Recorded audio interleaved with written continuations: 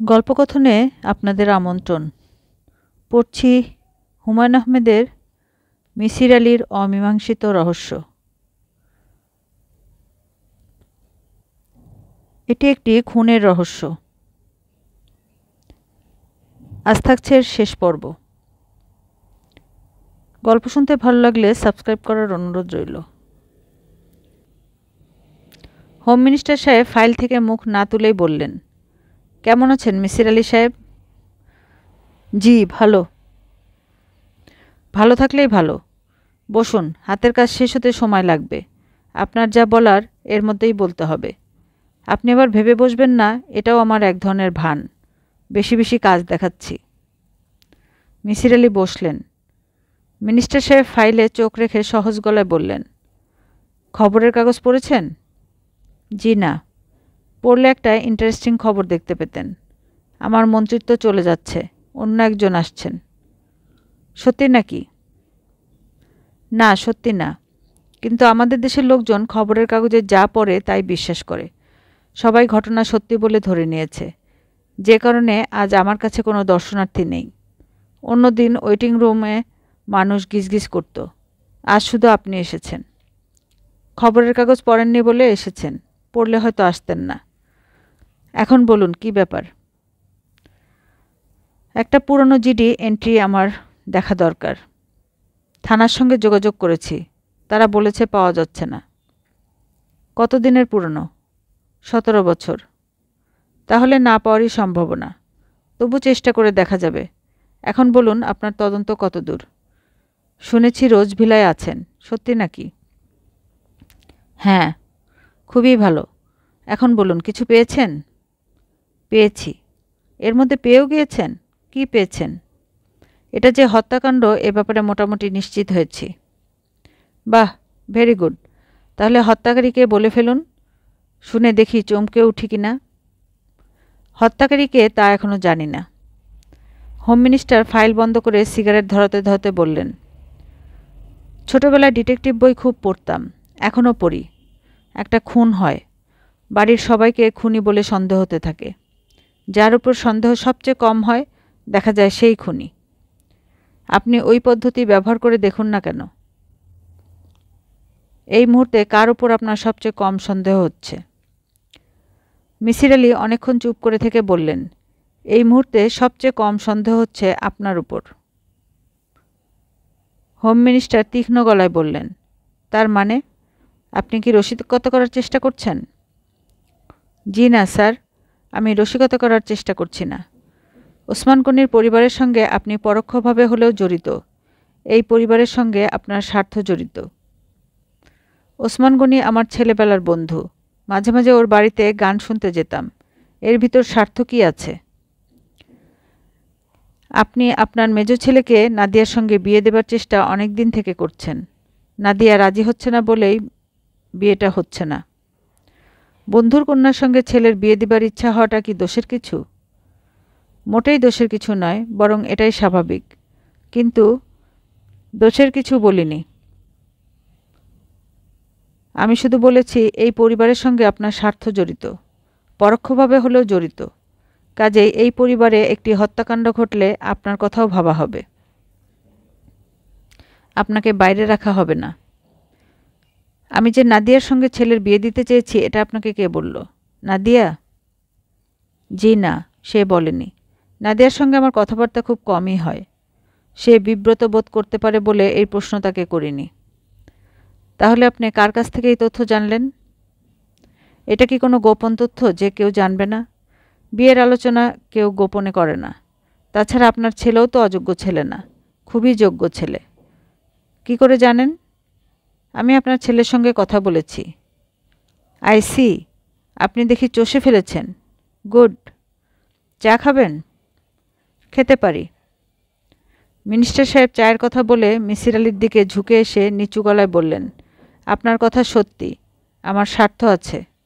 ভুল বললাম, স্বার্থ একসময় ছিল, এখন নেই। একসময় আমার ছেলেকে বিয়ে দিতে চেয়েছিলাম। ওসমান গনিকে অনেক অনুরোধ করেছি, সে কখনো হ্যাঁ বলেনি, আবার কখনো নাও বলেনি। আমার মধ্যে লোভ কাজ করেছে। ওসমান কোটিপতি, কিন্তু মিসির আলি সাহেব, সেই লোভ এখন আর নেই। লোভের চেয়ে বাস্তবতা এখন বেশি কাজ করছে। আমি এখন মোটামুটি নিশ্চিত যে নাদিয়া নামের মেয়েটি পুরোপুরি উন্মাদ। মেয়েটি রাতে ঘুমায় না, বারান্দার এ মাথা থেকে ও মাথা পর্যন্ত হাঁটে আর খিলখিল করে হাসে, সিগারেট টানে। আপনি তো ওই বাড়িতেই আছেন, আপনি লক্ষ্য করছেন না? খিলখিল করে হাসি শোনেনি, তবে উনি রাত জাগেন তা সত্যি। আমি সত্যি কথাই আপনাকে বললাম। তদন্ত করছেন, ভালো মতো করুন। কেঁচো খুঁড়তে গিয়ে সাপও বের হয়ে যেতে পারে। চা চলে এলো। মিসির আলি চায়ের কাপ হাতে নিলেন। মিনিস্টার সাহেব নিলেন না। রাগি রাগি চোখে তিনি চায়ের কাপের দিকে তাকিয়ে রইলেন। মিসির আলি সাহেব। জি। আপনার কি ধারণা নাদিয়া মেয়েটি কিছু করেছে? এখনও বলতে পারছি না। তার পক্ষে করা কি সম্ভব? অসম্ভব কিছু না, সবই সম্ভব। কেন সে এটা করবে? মানসিকভাবে অসুস্থ হলেই করবে। তার মার কারণে একটা ছোট্ট বাচ্চা মারা গেছে। সেই থেকে মার উপর তীব্র ঘৃণা জন্মাতে পারে। ঘৃণা এক পর্যায়ে ইনসেন্টিতে রূপ নিতে পারে। বলা হয়ে থাকে, নিতান্ত অপরিচিত একজনকে হত্যার চেয়ে পরিচিত একজনকে হত্যা অনেক সহজ। কেন? ঘৃণা ব্যাপারটি অপরিচিত কারো প্রতি থাকে না, কিন্তু পরিচিত জনের প্রতি থাকে। মিনিস্টার সাহেব বললেন, আমার ধারণা মেয়েটি কিছু করেনি, কিন্তু আমার স্ত্রীর ধারণা করেছে। আমার স্ত্রীর ধারণা এই মেয়ে পিচাস ধরনের। একে বউ করে আনলে আমরা সবাই মারা পড়ব। মিসির আলি বললেন, স্যার আজ উঠি। মিনিস্টার সাহেব ক্ষীণ গলায় বললেন, আচ্ছা। রাত 11টায় নিয়ম মতো মিসির আলি বিছানায় ঘুমোতে গেলেন। এ বাড়িতে এসে খুব অনিয়ম হচ্ছে। রোজ ঘুমোতে দেরি হচ্ছে। সকালের মর্নিং ওয়াক করা হচ্ছে না। মিসির আলির পরিকল্পনা হলো আজ থেকে আবার আগের নিয়মে ফিরে যাবেন। বিছানায় শুয়ে হাতের কাছে রাখা টেবিল ল্যাম্প জ্বালালেন। কিছুক্ষণ কোনো একটা বই পড়ে চোখ ক্লান্ত করবেন। এতে চট করে ঘুম চলে আসে। মিসির আলির হাতে বইটির নাম ঘোস্ট গার্ল, লেখিকা বিখ্যাত মনস্তত্ত্ববিদ টরি হেডেন। বইটি লেখা হয়েছে 9 বছর বয়সী এক মেয়ে জেডিকে নিয়ে। অসম্ভব রূপবতী এই বালিকা মানসিক প্রতিবন্ধী স্কুলে তার ছাত্রী ছিল। মেয়েটি পড়াশোনা খুব ভালো ছিল, কিন্তু কখনো কোনো কথা বলতো না। তার শারীরিক কোনো অসুবিধা ছিল না, তবু সে থাকত কুঁজো হয়ে। যদিও সোজা হয়ে দাঁড়ানো তার জন্য কোনো সমস্যা নয়। মনস্তত্ত্ববিদ টরি হেডেন এই আশ্চর্য মেয়েটির কথা ডিটেকটিভ উপন্যাসের চেয়েও রোমাঞ্চকর ভঙ্গিতে বর্ণনা করেছেন। মেয়েটির মনের ভিতরকার গোপন অন্ধকার এক এক করে আলোতে বের করে নিয়ে এসেছেন। মিসির আলি 200 পৃষ্ঠা পর্যন্ত একটানা পড়ে ঘড়ির দিকে তাকালেন। রাত বাজছে 3টা। আরও 30 পৃষ্ঠা বাকি আছে। এখন শুয়ে পড়া উচিত। কিন্তু বইটি শেষ না করে ঘুমোতে যেতে তার ইচ্ছে করল না। আব্দুল মজিদ ফ্লাক্সে করে চা রেখে গেছে। তিনি 1 কাপ চা এবং পরপর 2টি সিগারেট খেলেন। সিগারেট খেতে খেতে জেডি নামে মেয়েটির কথা ভেবে দীর্ঘ নিঃশ্বাস ফেললেন। তার মনে হলো, এ জাতীয় মানসিক প্রতিবন্ধী বাংলাদেশেও আছে, কিন্তু তাদের সাহায্য করার জন্য টরি হেডেনের মতো প্রতিভাবান এবং নিবেদিত মনস্তাত্ত্বিক নেই। মিসির আলি আবার বই পড়া শুরু করার আগে বাথরুমে ঢুকলেন। আব্দুল মজিদ বারবার করে বলেছে, গভীর রাতে বাথরুমে গেলে যেন দরজা কখনোই বন্ধ না করা হয়। মিসির আলি দরজা বন্ধ করলেন। কেন যেন তার একটু ভয় লাগল। সম্ভবত ঘোস্ট গার্ল পড়ার কারণে এটা হয়েছে। সাময়িকভাবে হলেও ভয়ের একটা বীজ মনের গভীরে ঢুকে গেছে। চোখে মুখে পানি দেবার জন্য ট্যাপ খুললেন। আশ্চর্য ব্যাপার, ট্যাপে 1 ফোঁটা পানি নেই। চোখ মুখ জ্বালা করছে। মুখে পানির ঝাপটা দেওয়া দরকার। তার ঘরে বোতলে পানি আছে, ওই পানি নিয়ে আসা যায়। মিসির আলি বাথরুমের দরজা খুলতে গিয়ে বিস্ময়ে অভিভূত হলেন। দরজা খোলা যাচ্ছে না, দরজা বন্ধ। পরপর 2বার চেষ্টা করেও পারলেন না। নব ঘোরানোই যাচ্ছে না। আশ্চর্য তো, ফুলের গন্ধ পাওয়া যাচ্ছে, হালকা গন্ধ, কিন্তু পাওয়া যাচ্ছে। তিনি নব ছেড়ে দিয়ে দরজা থেকে সরে দাঁড়ালেন। তাকে খানিকটা ভীত বলে মনে হলো। তিনি নিঃশব্দে বাথরুমের অন্য প্রান্তে সরে গেলেন এবং ছোট শিশুদের মতো হাঁটু গেড়ে বসে গেলেন। আর তখনই বাথরুমের বাতি নিভে গেল। ঘর হলো নিকষ অন্ধকার। এত অন্ধকার মিসির আলি এর আগে কখনো দেখেননি। আলোর ক্ষীণ রেখা সব অন্ধকারেই থাকে, কিন্তু বাথরুমে তাও নেই। তার শরীর কাঁপছে, বুক ধড়ফড় করছে। এগুলো আর কিছুই না, সেন্স ডিপ্রাইভেশনের ফলাফল। কেউ হঠাৎ অন্ধ হয়ে গেলে ভয়াবহ মানসিক আঘাতের সম্মুখীন হয়, তারও তাই হচ্ছে। চোখ থেকেও কিছুই দেখতে পাচ্ছেন না। মিসির আলি বসে আছেন চুপচাপ। তার পকেটে সিগারেটের প্যাকেট এবং দিয়াশলাই আছে। ইচ্ছে করলেই তিনি দিয়াশলাই জ্বালাতে পারেন। জ্বালালেন না, বরং উবু হয়ে একটা বড় ধরনের কোনো ঘটনার জন্য অপেক্ষা করতে লাগলেন। সেই ঘটনা ঘটল। তিনি পরিষ্কার শুনলেন, ঠিক তার কানের কাছে শিশুদের মতো গলায় কে একজন ডাকল, মিসির আলি, এই মিসির আলি। জবাব দেবার ইচ্ছা প্রাণপণে দমন করে তিনি পাথরের মূর্তির মতো স্থির হয়ে রইলেন। এক চুলও নড়লেন না। আবারও সেই অশরীরী শব্দ হলো। বাথরুমের ভিতরে আবারও বালক কণ্ঠে কে যেন বলল, মিসির আলি, তুমি কোথায়? তুমি কি আমার কথা শুনতে পাচ্ছ? একটু হাসির শব্দও যেন পাওয়া গেল। তারপর দীর্ঘ নিঃশ্বাসের শব্দ। মিসির আলি নিজেকে আরও ছোট করে বসে রইলেন আগের জায়গায়। তিনি যে ভঙ্গিতে গুটিসুটি মেরে বসেছেন তাকে বলে মাদার সোম পজিশন। মায়ের পেটে শিশুরা এইভাবে থাকে। বসে থাকার এই ভঙ্গিটি ভয় কাটাতে সাহায্য করে, কারণ মায়ের জরায় এমন এক স্থান যেখানে ভয়ের কোনো স্থান নেই। শিশুর জন্য এই পৃথিবীর সবচেয়ে নিরাপদ স্থান। ভয় পেলেই এই জায়গাটার জন্য মানুষের মনে এক ধরনের ব্যাকুলতা জাগে। মিসির আলি ভয় কাটানোর প্রচলিত পদ্ধতিগুলো নিয়ে দ্রুত ভাবছেন। ভয় কাটানোর সর্বজন স্বীকৃত পদ্ধতি হচ্ছে নগ্ন হয়ে যাওয়া। বলা হয়ে থাকে, ভৌতিক কোনো কারণে ভয় পেলে নগ্ন হওয়া মাত্র ভয় অর্ধেক কমে যায়। এর বৈজ্ঞানিক ব্যাখ্যা কী হতে পারে? মিসির আলির মাথায় আসছে না। মায়ের পেটে আপনার নগ্ন হয়েছিলাম, এই কি ব্যাখ্যা? এটা নিয়ে একসময় ভাবতে হবে। ভয় কাটানোর আরেকটি পদ্ধতি হলো বড় বড় নিঃশ্বাস নেওয়া।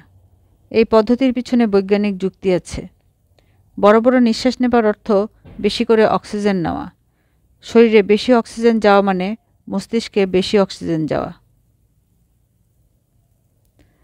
তীব্র পিপাসা হচ্ছে, বুক মুখ শুকিয়ে কাঠ। এত ভয় পাচ্ছেন কেন? বন্ধ ঘর, অশরীরী কণ্ঠ, ফুলের গন্ধ, জমাট অন্ধকার, এর বাইরেও কি কিছু আছে? মিসির আলি নিজের নাড়ি ধরলেন। নাড়ি খুব দ্রুত চলছে। কত দ্রুত তা অবশ্য তিনি ধরতে পারছেন না। সঙ্গে ঘড়ি নেই। মনে হচ্ছে বাথরুমের এই অন্ধকার ঘরে সময় আটকে গেছে। কখনো বোধহয় ভোর হবে না। আইনস্টাইনের থিওরি অফ রিলেটিভিটি, সময় স্লোথ হয়ে গেছে। ভোর হতে কত বাকি? একসময় সামান্য আলোর আভা দেখা গেল। ভোর বোধহয় হচ্ছে। মিসির আলি বাথরুমের দরজায় হাত রাখলেন। দরজা খুলে গেল। তার ঘরের দরজা বন্ধ। দরজা খুলে তিনি বাইরে এলেন। আকাশ ফর্সা হলেও চারিদিকে এখনও অন্ধকার। এই অন্ধকারে সবুজ শাড়ি পরে নাদিয়া ঘুরছেন। মিসির আলিকে দেখে তিনি খুশি খুশি গলায় বললেন, আরে, আপনি কি রোজ এত ভোরে ওঠেন? মিসির আলি সিগারেট ধরতে ধরতে বললেন, রোজ উঠি না, আজ উঠলাম। ভেরি গুড, আসুন একসঙ্গে খানিকক্ষণ হাঁটি। চা দিতে বলেছি। চা খেতে খেতে হাঁটার মধ্যে অন্য এক ধরনের আনন্দ আছে। মিসির আলি বাগানে নেমে এসে বললেন, আমি আজ চলে যাব। আপনার বাড়িতে বেশ আনন্দের সময় কেটেছে। আপনাকে ধন্যবাদ। নাদিয়া ভুরু কুঁচকে বললেন, আজ চলে যাবেন মানে? আপনি কি সমস্যার সমাধান করেছেন? হ্যাঁ, করেছি।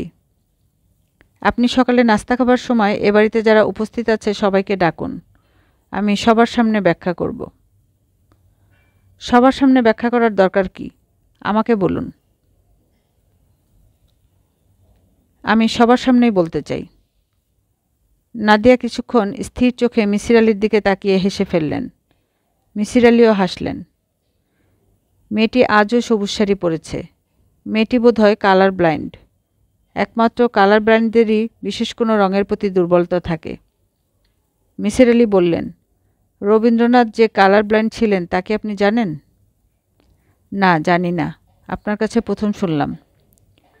রবীন্দ্রনাথ ছিলেন কালার ব্লাইন্ড, তিনি সবুজ রং দেখতে পেতেন না। নাদিয়া বললেন, তাতে তার সাহিত্যের বা গানের কোনো ক্ষতি হয়নি, কিন্তু আমার প্রশ্ন হচ্ছে আপনি হঠাৎ করে কালার ব্লাইন্ডের প্রশ্ন তুললেন কেন? এমনি তুললাম, কোনো কারণ নেই। আপনি কি সত্যি সত্যি রহস্যের মীমাংসা করেছেন? মনে হয় করেছি। মনে হয় বলছেন কেন? আপনি কি নিশ্চিত না? না, প্রকৃতি মানুষকে ট্রুথকে স্পর্শ করার অনুমতি দিয়েছে, কিন্তু অ্যাবসলিউট ট্রুথকে স্পর্শ করার অনুমতি দেয়নি। ওইটি প্রকৃতির রাজত্ব, মানুষের সেখানে প্রবেশাধিকার নেই।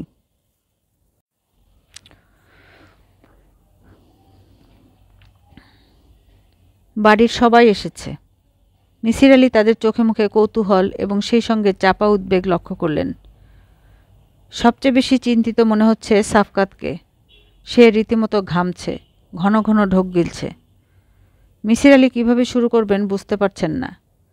নাদিয়া বললেন, বলুন, কি বলবেন? চুপ করে আছেন কেন? মিসির আলি সিগারেট ধরালেন। সিগারেটে লম্বা টান দিয়ে খানিকক্ষণ কেশে গলা পরিষ্কার করে শুরু করলেন। কাল রাতে আমি প্রচণ্ড ভয় পেয়েছিলাম।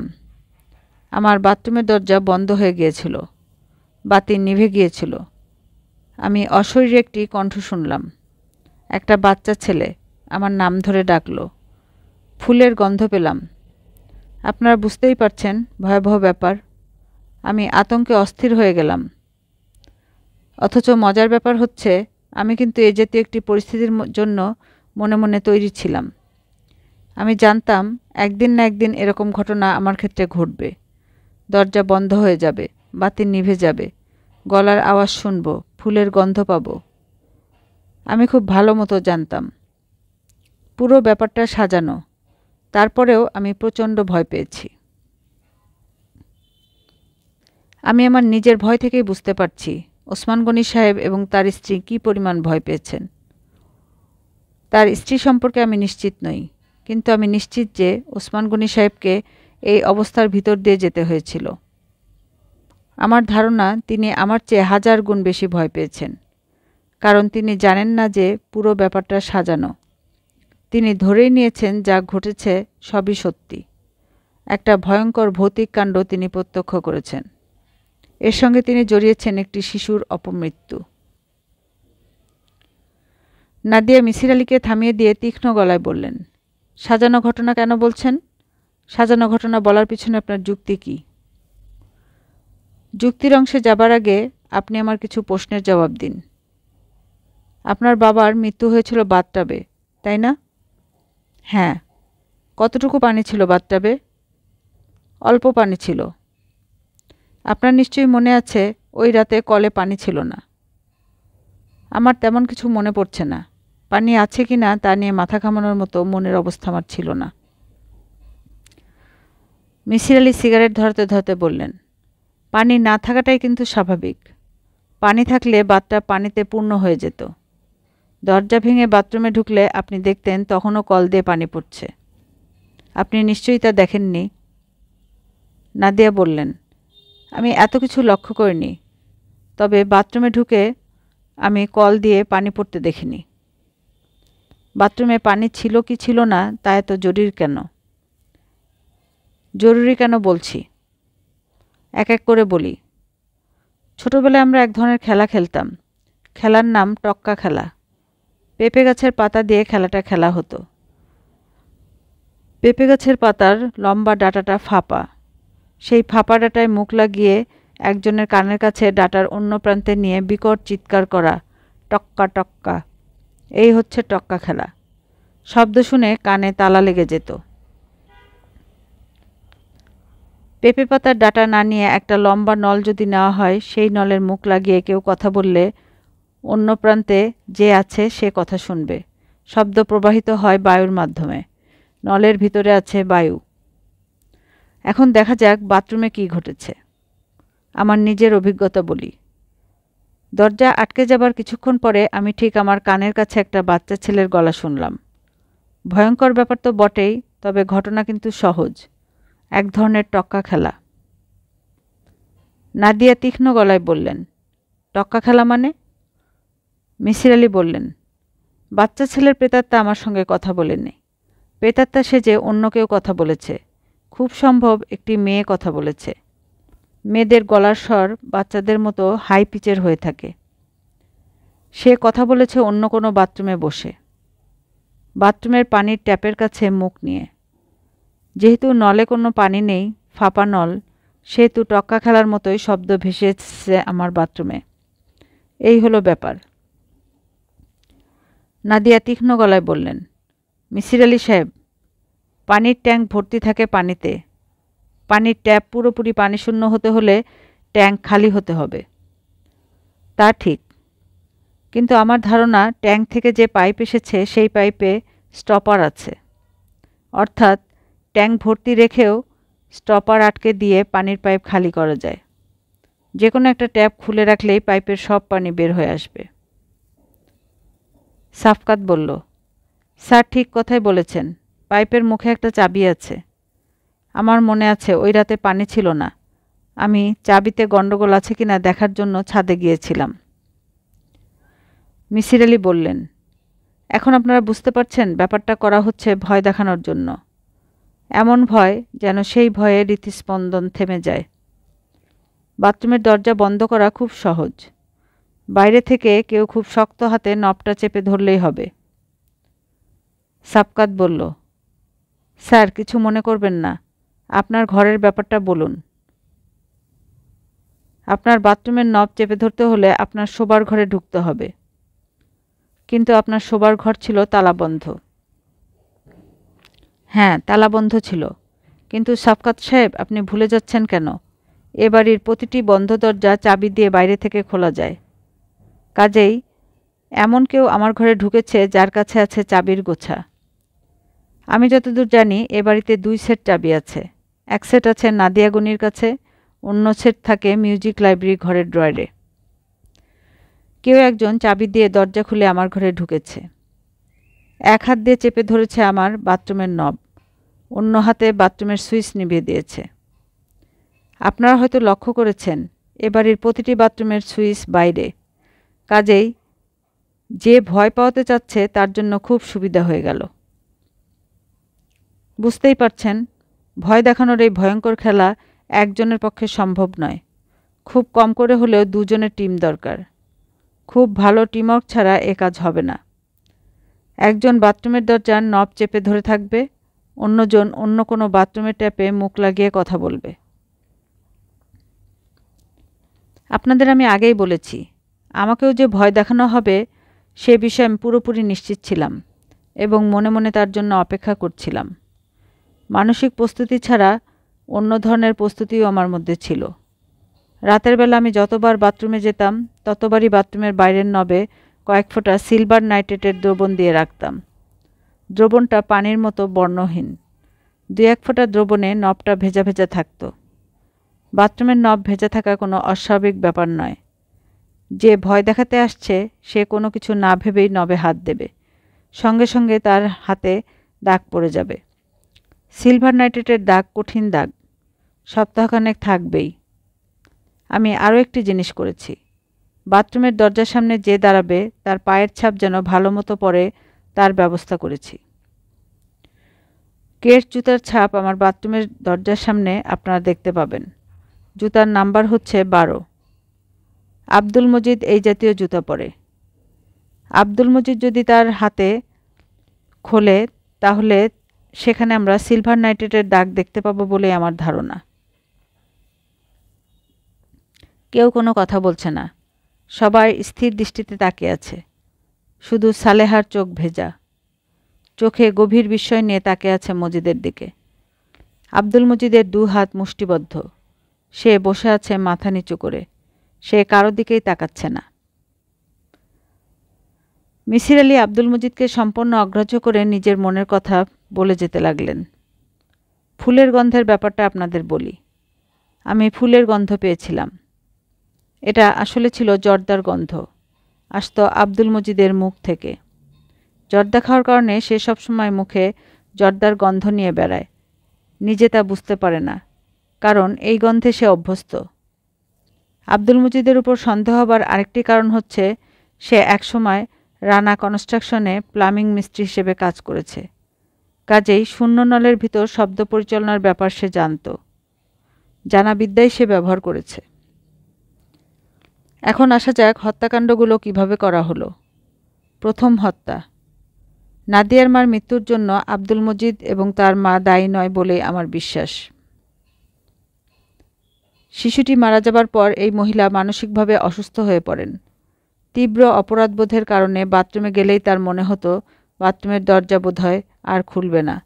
এগুলো আমার অনুমান। ভয় পেয়ে হার্ট ফেল করে তিনি বাথরুমে মারা যান।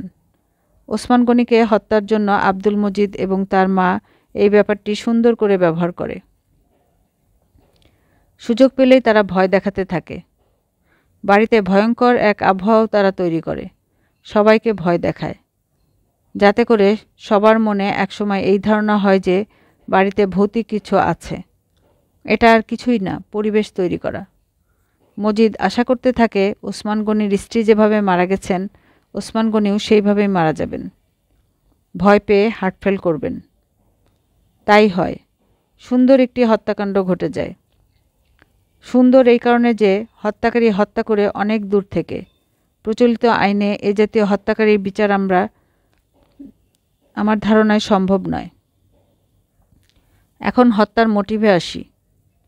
মোটিভ জটিল নয়, সহজ। পরিবারের 3 সদস্যের 2 জন শেষ, একজন বাকি। সেই একজন শেষ হলে বিপুল সম্পত্তি চলে যাবে আব্দুল মজিদ এবং তার মার হাতে, কারণ এরাই ওসমান গনির নিকটাত্মীয়। আমার যা বলার আমি বলেছি। আপনাদের কারো কোনো প্রশ্ন থাকলে করতে পারেন। কেউ কোনো প্রশ্ন করল না। মিসির আলি উঠে দাঁড়াতে দাঁড়াতে বললেন, আমি আমার নিজের আস্তানায় চলে যাব, আমার কাজ শেষ। নাদিয়া, আপনি কি আপনার ড্রাইভারকে একটু বলে দেবেন আমাকে পৌঁছে দিতে? নাদিয়া পাথরের মতো মুখ করে বসে আছেন। মনে হচ্ছে না মিসির আলির কোনো কথা তিনি শুনতে পেয়েছেন। মিসির আলি আব্দুল মজিদের মার দিকে তাকিয়ে বললেন, আপনার একটি কথা আমার খুব ভালো লেগেছে। আপনি বলেছিলেন, আল্লাহ বলেন, নিয়তিকে গালি দিও না, কারণ আমি নিয়তি। এটা কোথায় আছে বলুন তো, কোন সূরা? বৃদ্ধা জবাব দিলেন না।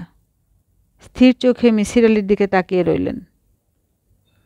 মিসির আলি বললেন, নাদিয়া বলছিলেন আপনি নাকি খুব সুন্দর গল্প বলতে পারেন। আমার খুব ইচ্ছা একদিন এসে আপনার গল্প শুনি। যদি অনুমতি দেন একদিন এসে আপনার গল্প শুনব। আচ্ছা, আজ তাহলে যাই। গাড়ি মিসির আলিকে নিয়ে রওনা হয়েছে।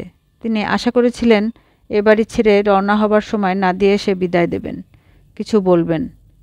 নাদিয়া দোতলা থেকে নিচে নামেননি। বাড়ি ছেড়ে যাবার সময় এই মেয়েটির সুন্দর মুখ আরেকবার দেখতে ইচ্ছে করছিল। জানতে ইচ্ছা করছিল সবুজ শাড়ি এই মেয়েটির এত প্রিয় কেন। জানা গেল না।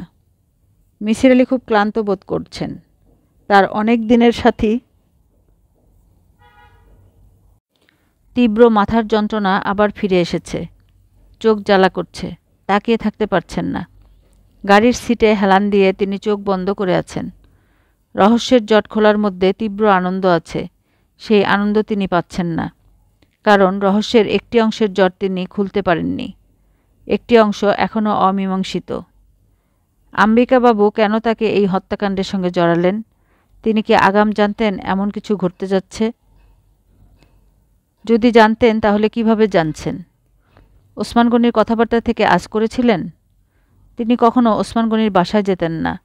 দূর থেকে এত বড় একটি ঘটনা আঁচ করা কি সম্ভব? তাহলে কি তার জ্যোতিষশাস্ত্র তাকে সাহায্য করেছে? তা হয় না। জ্যোতিষশাস্ত্র বলে কিছু নেই। আম্বিকাবাবু ওসমান গনির বাড়িতে কখনো যেতেন না।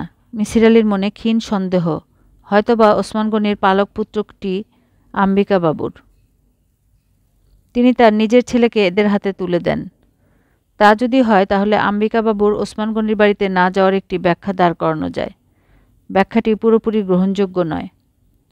আম্বিকাবাবু কেন তার ছেলেকে দিয়ে দেবেন? এ জাতীয় ঘটনা দরিদ্রদের মধ্যে ঘটে।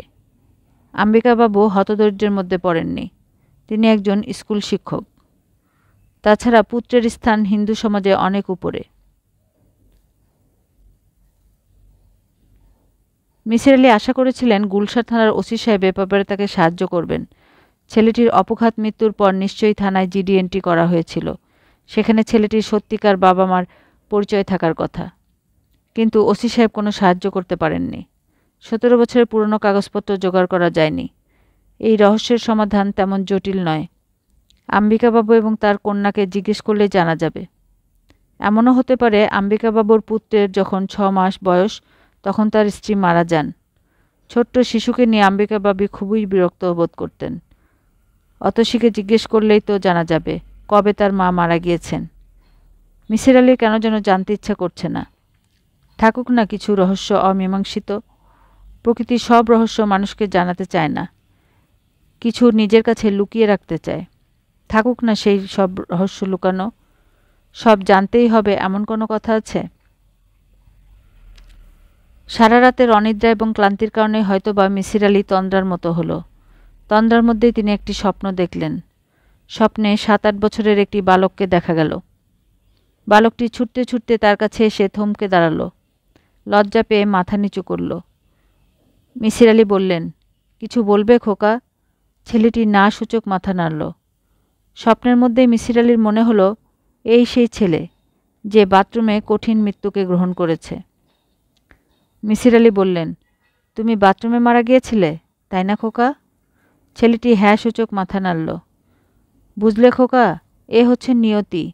নিয়তিকে দোষ দিয়ে কোনো লাভ নেই, কারণ নিয়তি হচ্ছে ঈশ্বর স্বয়ং। ছেলেটি আবার হ্যাঁ সূচক মাথা নাড়ল। মিসির আলি বললেন, তুমি কিছু বলতে চাইলে বলতে পারো। ছেলেটি নিচু গলায় বলল, আপনি আমার বোনকে বিপদ থেকে রক্ষা করেছেন। আমি আপনার জন্য উপহার নিয়ে এসেছি। কি উপহার? তা বলবো না। ছেলেটি খুব হাসতে লাগল। মিসির আলির ঘুম ভেঙে গেল। অন্য যে কেউ এই স্বপ্নে অভিভূত হতো, মিসির আলি হলেন না। কারণ তিনি জানেন উত্তপ্ত মস্তিষ্কের কল্পনাই স্বপ্ন হিসেবে তার কাছে এসেছে, এর বেশি কিছু না। গাড়ির ড্রাইভার বলল, গান দেব স্যার? মিসির আলি হ্যাঁ না কিছু বললেন না। ড্রাইভার গান দিয়ে দিল। মিসির আলি চোখ বন্ধ করে গান শুনতে লাগলেন। এসো করো স্নান নবধারা জলে, এসো নিপবনে ছায়াবিথি তলে। মিসির আলির মনে হলো ধারা জলে স্নানের এই আমন্ত্রণ সবার জন্যে, কিন্তু কেউ তা গ্রহণ করে না। নিপবন থাকে শূন্য।